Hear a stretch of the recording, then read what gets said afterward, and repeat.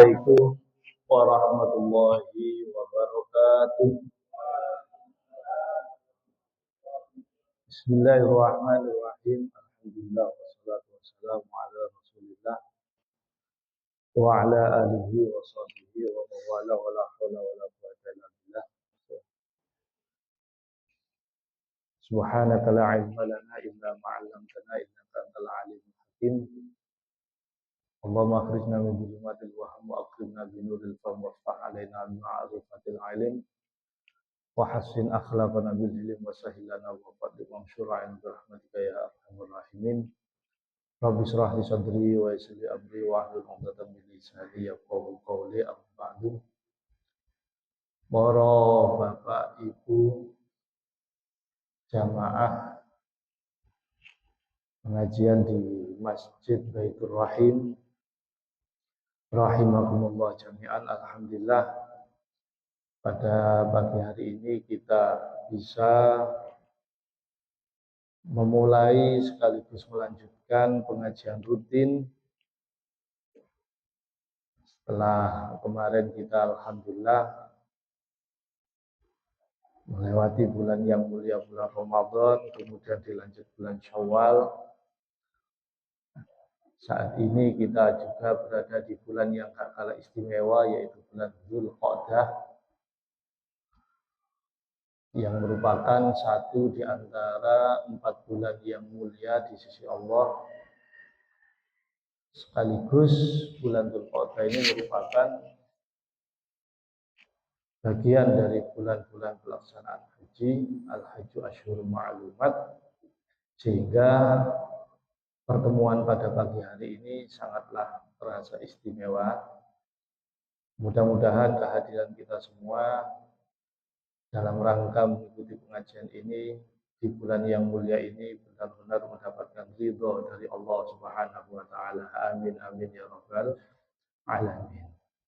Para bapak ibu hadirin hadirat rahimakumullah jami'an.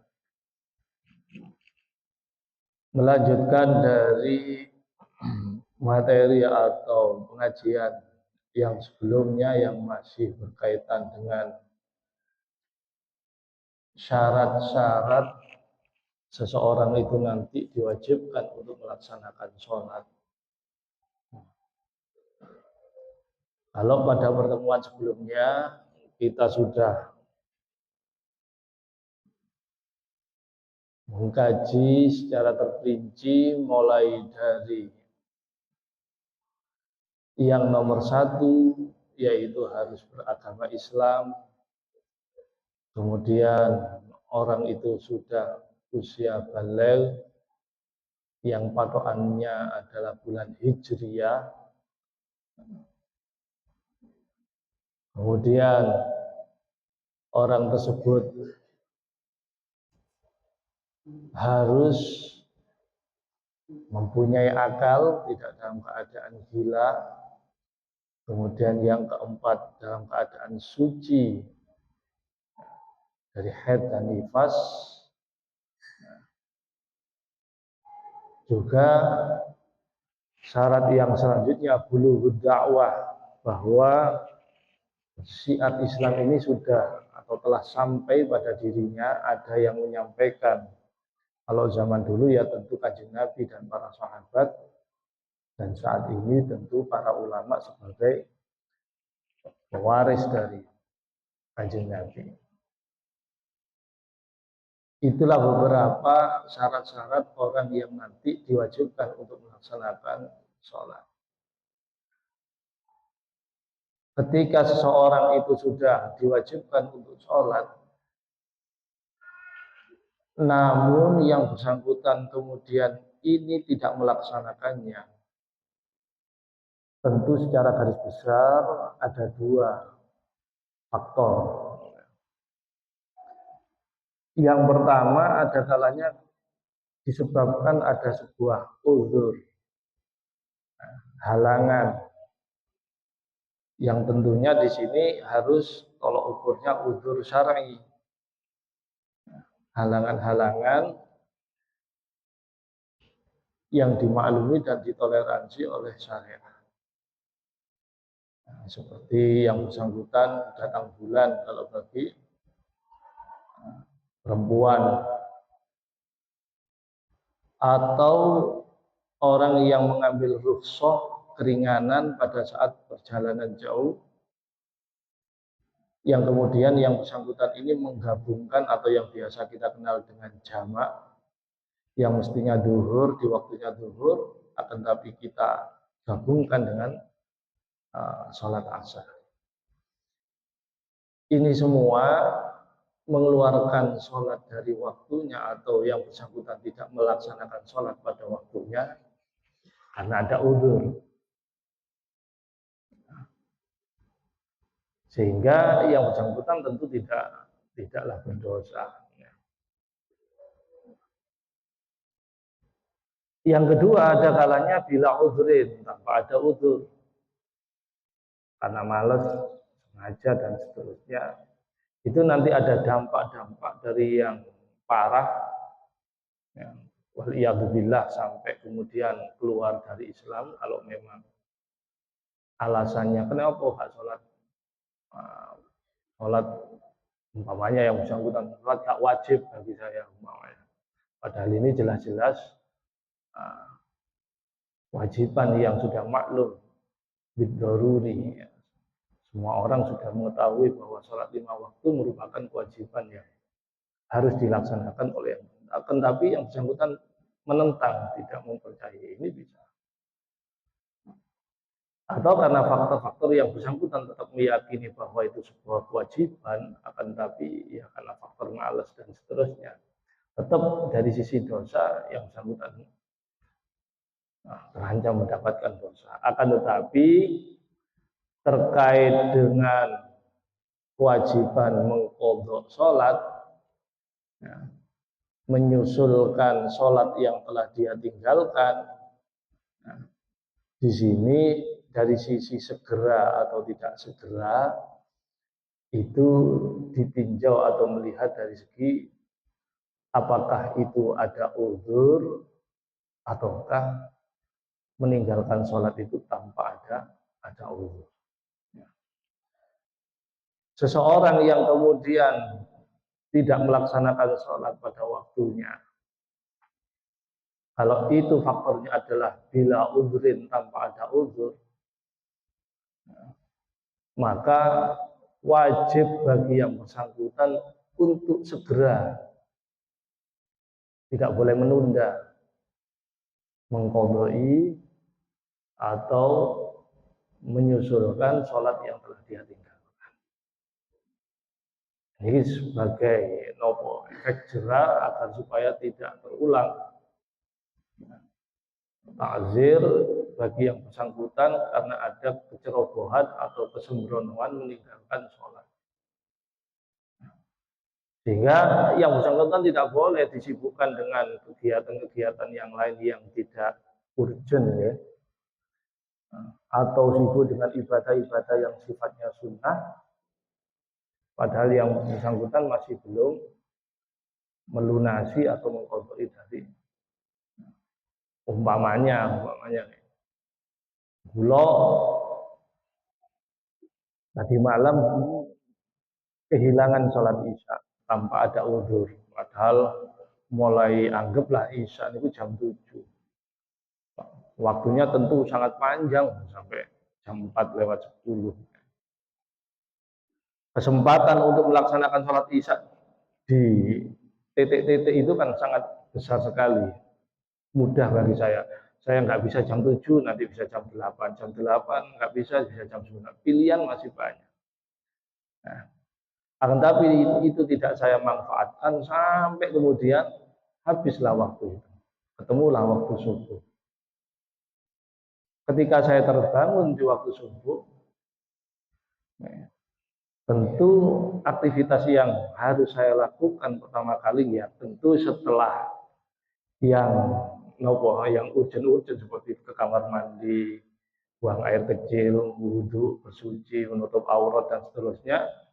Ya, setelah aktivitas yang tidak bisa dihindarkan itu, ya maka harus saya melanjutkan untuk melunasi sholat isya tadi. Tidak diperbolehkan bagi saya kemudian menyibukkan diri waktunya dengan hal-hal yang lain. Misalkan sholat sunnah dulu, harus saya melunasi qadha isya dulu, kemudian sholat sunnah qobliyah subuh, baru setelah itu pelaksanaan sholat subuh.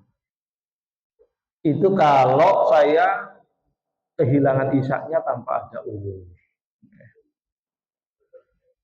Tapi sebaliknya kalau kemudian disebabkan karena ada uzur, maka tetap dia diwajibkan untuk melunasi atau menyusulkan sholat itu, akan tapi tidak harus alal faur, akan tetapi alat tarofi, yakni dia dianjurkan, bukan diwajibkan, kalau bisa disegerakan, sebaiknya disegerakan. Nah, dan itu berlaku untuk ibadah-ibadah wajib yang lain, puasa juga demikian.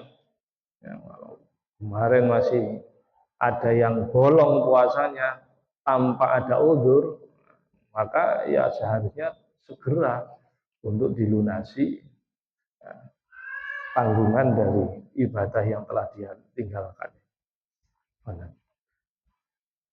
Yundabu at-tartib fi qada'il fawaid bi udhrin wa yajib at-tartib fi qada'il fawaid bi ghairi udhrin wa yajib taqdimul fa'idah bi ghairi udhrin alal fa'idah.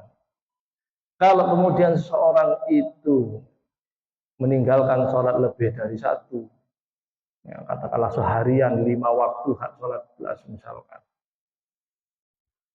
maka dilihat lagi sama faktornya. Kalau dia meninggalkan sholat 5 waktu tadi karena ada uzur, ini dianjurkan cara mengqadainya ini tertib sesuai urutannya. Misalkan saya hari kemarin tidak sholat 5 kali sholatan, 5 waktu. Terhitung mulai duhur, misalkan duhur, asar, maghrib, isya, subuh. Ketika keesokan harinya saya mengqadha, ya tentu dianjurkan untuk sesuai urutan itu. Mboten wis aku tak sholat subuh dhisik. Akan tapi sebaiknya sesuai urutan di mana dia meninggalkan. Duhur, kemudian dilanjut asar. Ini kalau tidak sholatnya atau meninggalkan sholatnya ini ada uzur. Akan tetapi kalau meninggalkan sholatnya tanpa ada uzur, jauh. Wis enak umpamane di luar, kesibukan di luar, tapi memang yang bersangkutan terbiasa tidak pernah sholat umpamanya. Tanpa ada uzur tentunya ya. Kemudian yang bersangkutan ingin mengqadha, ya harus tertib, harus urut sesuai wa yajibu at-tartib fi qada'il fawaid bi ghairi udhrin. Kalau sebagian itu karena uzur dan sebagian yang lain tanpa uzur, bagaimana? Maka harus mendahulukan mengqadai sholat yang tanpa uzur, baru kemudian menyusulkan sholat yang disebabkan ada uzur. Umpamane kan ini. Nah, saya kemarin nggak sholat zuhur tanpa ada uzur. Kemudian kehilangan asar juga, tapi ketika asar itu karena ada uzur. Karena ada uzur syar'i sehingga saya kehilangan asar. Zuhur tanpa ada uzur. Yang asar disebabkan karena ada uzur. Keesokan harinya ketika saya mau mengqadai, kebalik ya. Zuhur karena uzur. Mohon maaf, terbalik contohnya. Yang zuhur saya kehilangan karena uzur. Zuhur karena uzur. Nah, setelah asar uzur saya hilang, penghalang saya hilang. Tapi saya tetap tidak melaksanakan asar. Sampai asar saya hilang juga. Sehingga saya punya utang dua, zuhur dan asar. Zuhur karena ada uzur, asar karena tanpa uzur. Kemudian saya bisa melaksanakan untuk mengqadai katakanlah di malam hari, tadi malam umpamanya. Sehingga yang seharusnya saya lakukan mengqadai terlebih dahulu yaitu sholat asar. Karena sholat asar ini saya tinggalkan tanpa ada udhur. Baru kemudian saya menyusulkan sholat zuhur yang disebabkan bahwa ada udhur. Itulah keharusan-keharusan untuk mengqadai sholat sangat-sangat mempertimbangkan faktornya. Kenapa awak mau gak sholat? Ono udhur apa gak? Ini sangat berpengaruh. Jadi tidak semua sholat qadha itu negatif. Kalau sholat qadha atau kehilangan sholat itu karena ada udhur, maka ya tidak sampai kemudian mendapatkan nomponiku dosa. Akan tetapi kalau faktornya adalah tanpa udhur, males misalkan kecerobohan, saya main game, so asik, main catur misalkan saking asiknya sampai kehilangan sholat. Nah ini termasuk contoh-contoh yang kehilangan sholat maupun itu tanpa udhur.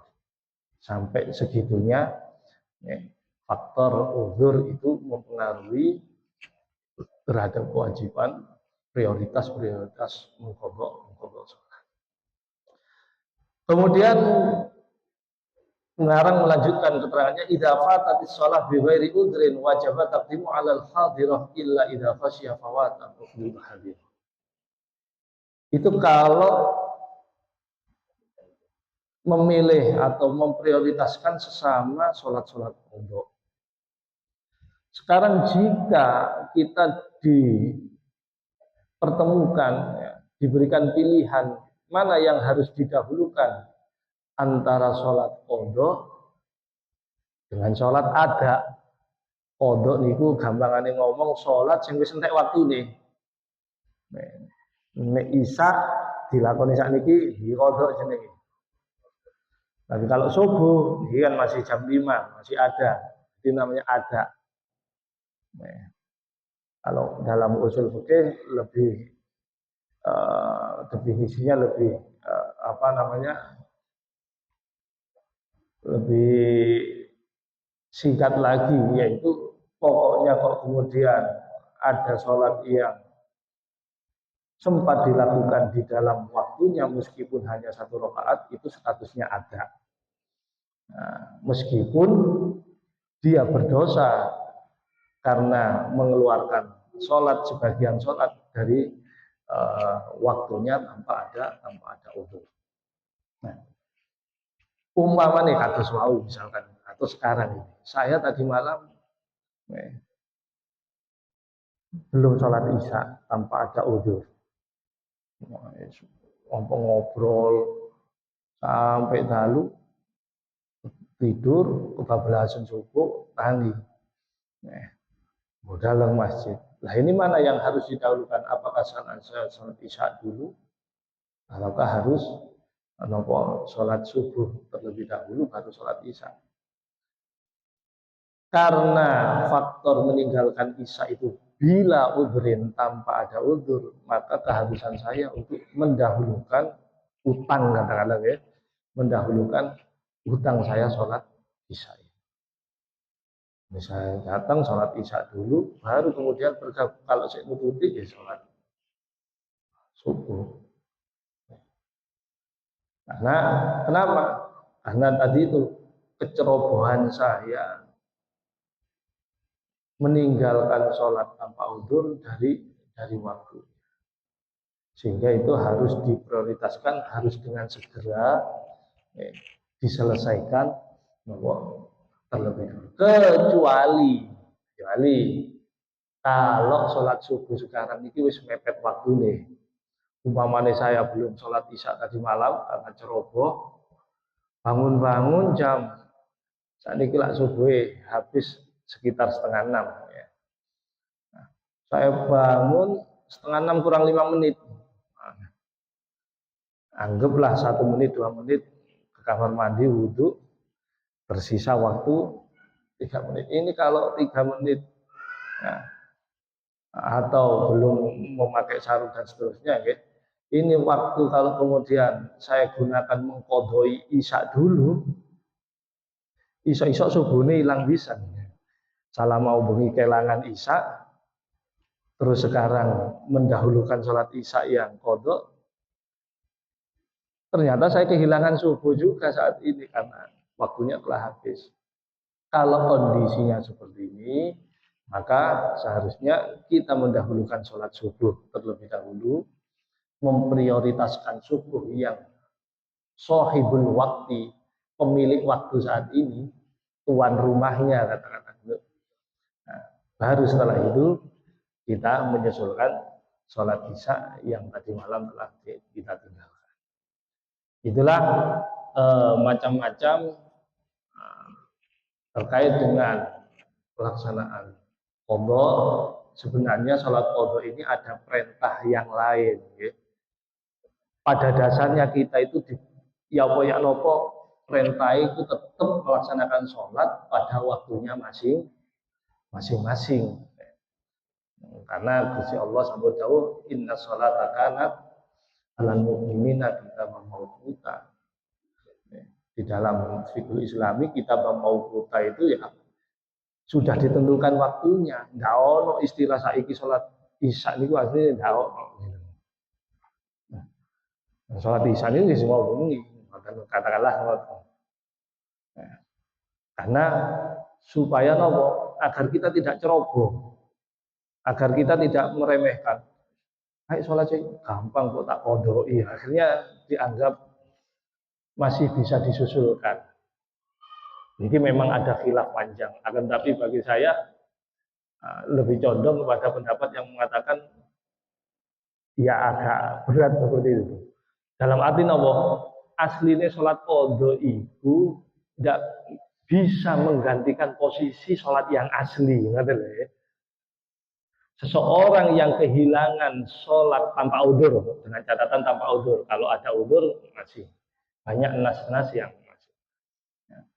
Kok kita tidak melaksanakan sholat pada waktunya tanpa udzur, terus habis waktunya, ya wis kehilangan kita, tidak ada kesempatan. Pada dasarnya seperti itu. Lola iso tak kodok. Kodok itu sebagai katakanlah nopo hukuman lah. Kon salahnya mau waktu ini isya gak sholat, nah, supaya nggak terulang, gak nopo istilah baleni, gak beling, gak ngenteng no, ayo tetap sholat isya sebagai hukuman, sebagai takziran. Dan sholat isya yang dilakukan ini tidak bisa mengganti porsi yang asli dari sholat yang ada.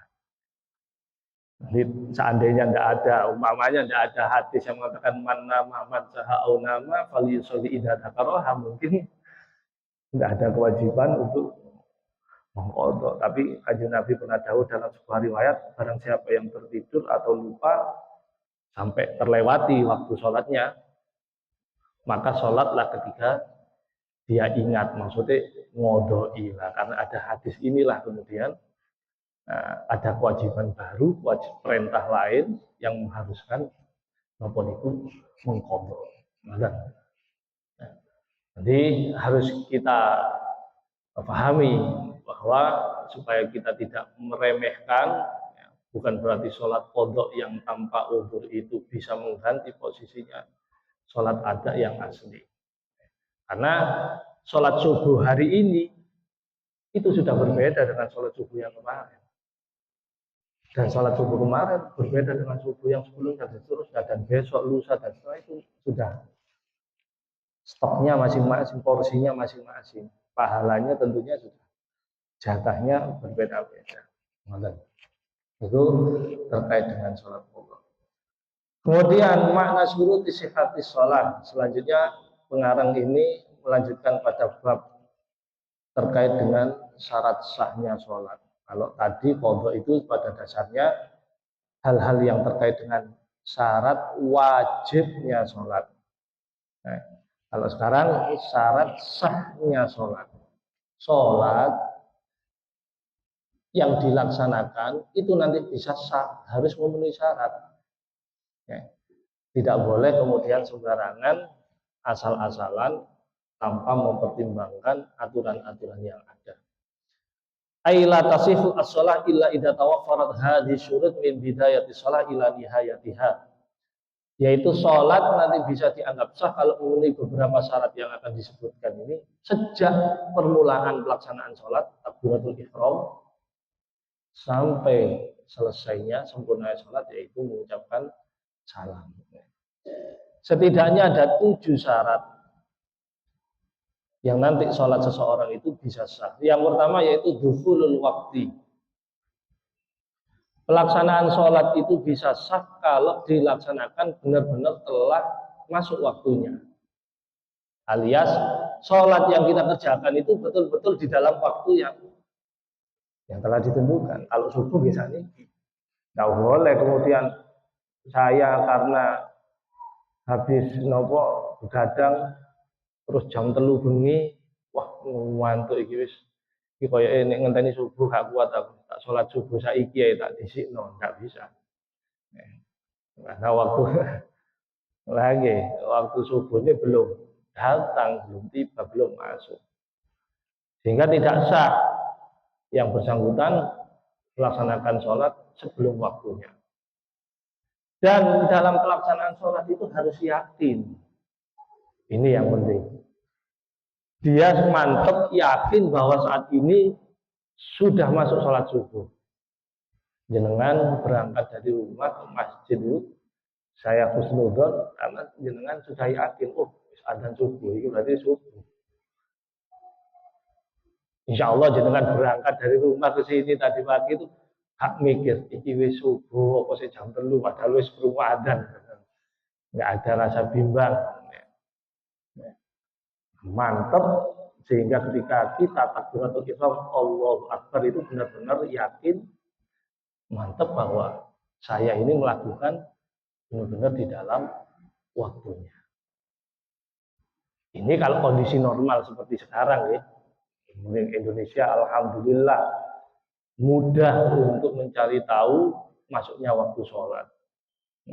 Banyak masjid, musola, langgar, pemandang adzan, kita mudah untuk mengetahui itu, bisa sebagai alat bantu lah, mencari tahu masuknya. Atau kalau memang ingin memastikan ya tenggelamnya matahari ketika maghrib, zawalus syamsi, tergelincirnya matahari untuk nopo zuhur. Atau dalam kondisi-kondisi yang kurang normal, misalkan kita berada di wilayah yang di situ kita tidak mengenal, asing, pas musafir, tiba-tiba di padang pasir, jauh dari pemukiman rumah. Nah, kemudian kita ingin mencari tahu apakah ini telah masuk waktu asar atau belum, misalkan. Sedangkan kita kesulitan untuk mencari tanda-tanda atau indikator-indikator, maka caranya dengan ijtihad. Nah, ijtihad itu berusaha sekuat tenaga kita, pikiran kita curahkan kemampuan kita untuk mencari, mendeteksi tanda-tanda yang bisa mengantarkan kita ini mantep. Nah, kok ini, misalkan, karena kita tidak bisa memastikan dengan tidak sampai meyakinkan dengan tanda-tanda yang ada, ya setidaknya melalui ijtihad. Yang nama ijtihad tidak bisa 100%. Setidaknya levelnya zon. Kalau buat persentase itu yakin itu 100%. Mantep. Kayak saniki saya yakin dengan 100% aku ini sholat subuh mau nang waktune. Umpama wonten tangga sampean ngomong, kon mau iku sholat itu belum subuh. Pasti sampean akan membantah. Nggak mungkin. Iya tak? Masuk sih. Karena jelas sampean berangkat tadi ya, mendengar adzan, juga melihat jam misalkan untuk memastikan itu. Ala kulli hal, mosok sak masjid ini iki nyun sewu nglindur kabeh kan enggak. Pasti sampean yakin aku sholat subuh itu. Beda halnya kalau kemudian mengetahui waktunya itu dihasilkan melalui ijtihad. Maka itu levelnya sebawa yakin atau zon. Zon itu di 75% kalau dibuat persentase. Dia lebih condong, punya kecondongan yang lebih kuat bahwa oh ini sudah masuk waktu. Ini kasusnya orang yang tersesat di hutan. Dia sulit untuk mendengarkan kumandang adzan karena jauh dari pemukiman dan yang lain sebagainya. Mungkin maghrib, si rodok gampang lah, asalnya padang dari peteng kita ijtihadnya, oh iki wis peteng iki wis anu berarti. Tapi nek teng isya kan sulit ya. Padha peteng nih.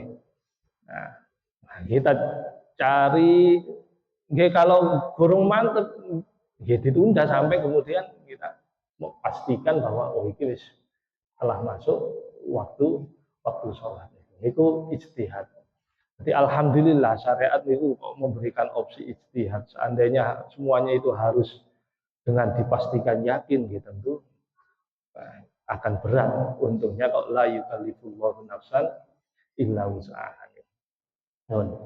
Maratibu ma'rifati dukhulil waktu. Kemudian urutan-urutan untuk bisa mengetahui waktu-waktu sholat ini ada beberapa hal. Di antaranya imkanu ma'rifati yakinil waktu kabru bisamsi.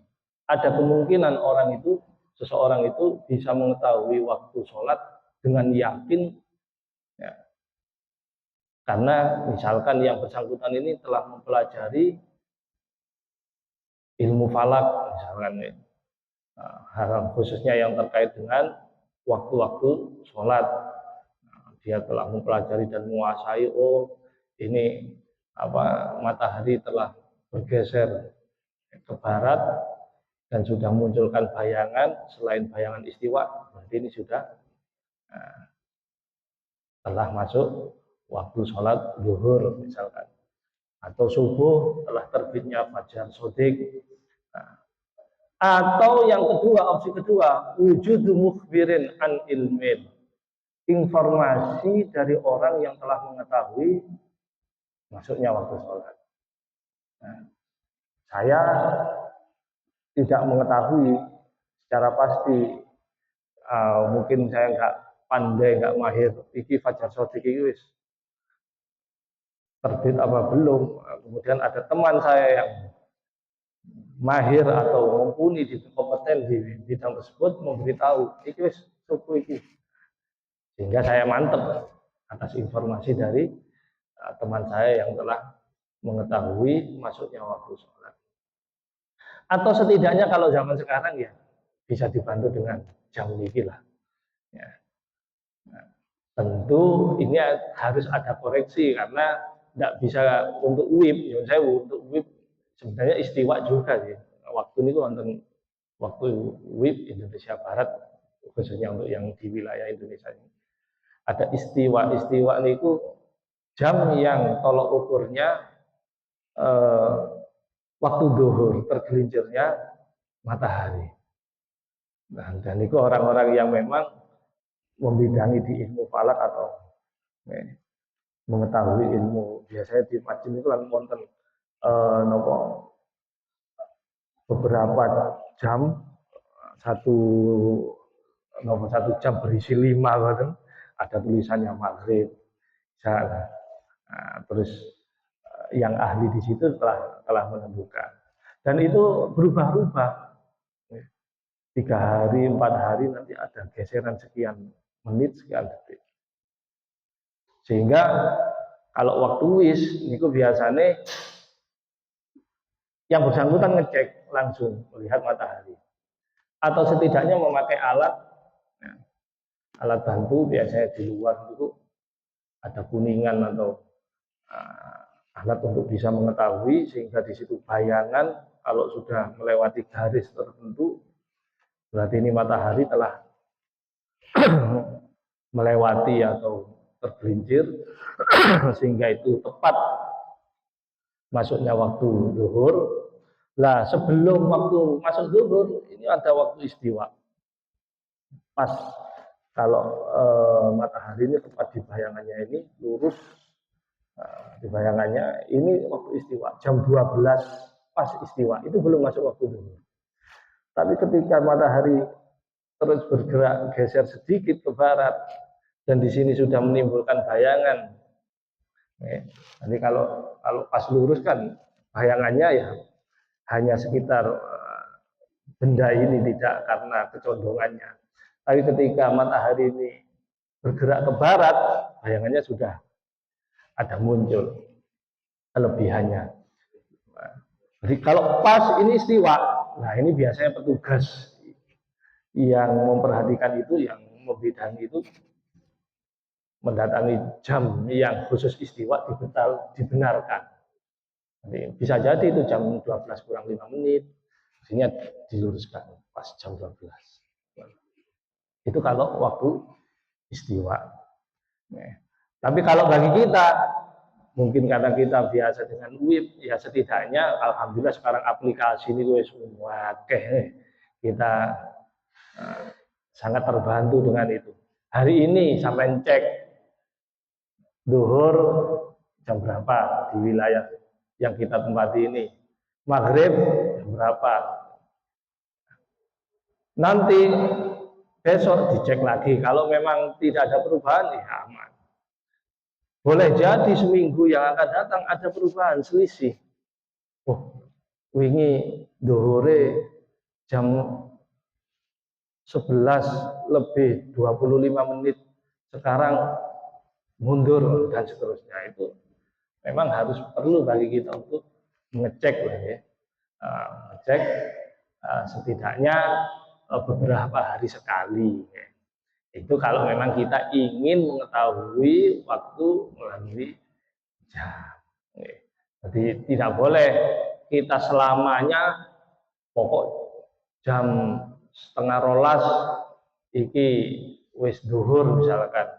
Ya belum tentu, boleh jadi nanti bisa maju, bisa mundur.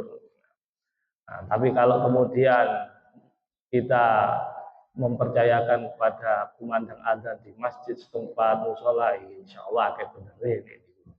Ya, karena itu sesuai dengan waktu yang telah ditentukan.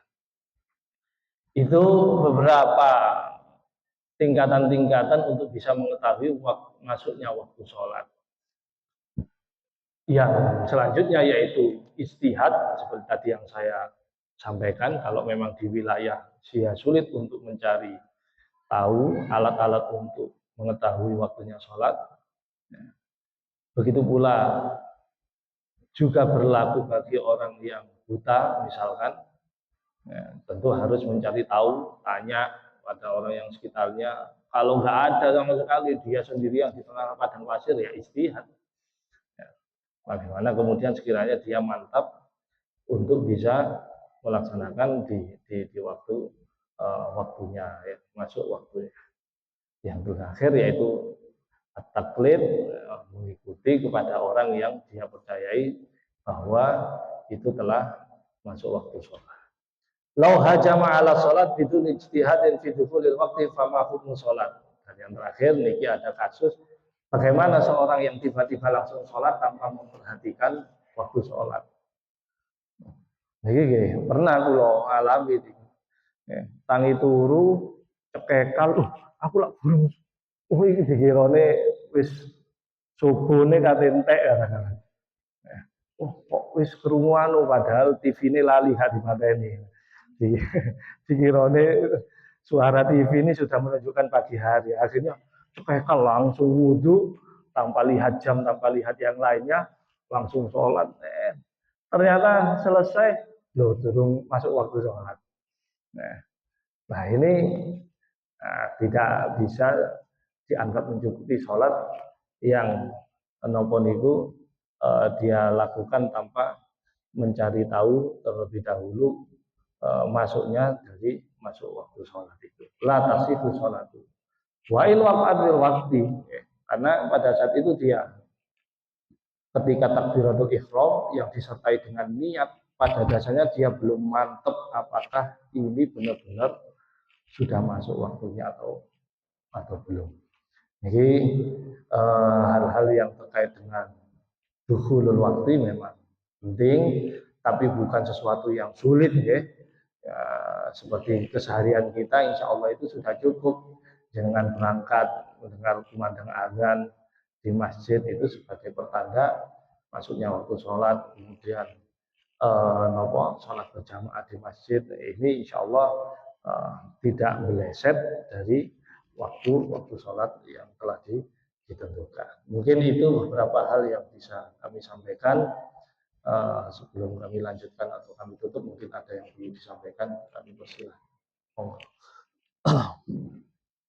Untuk jemaah yang mau bertanya,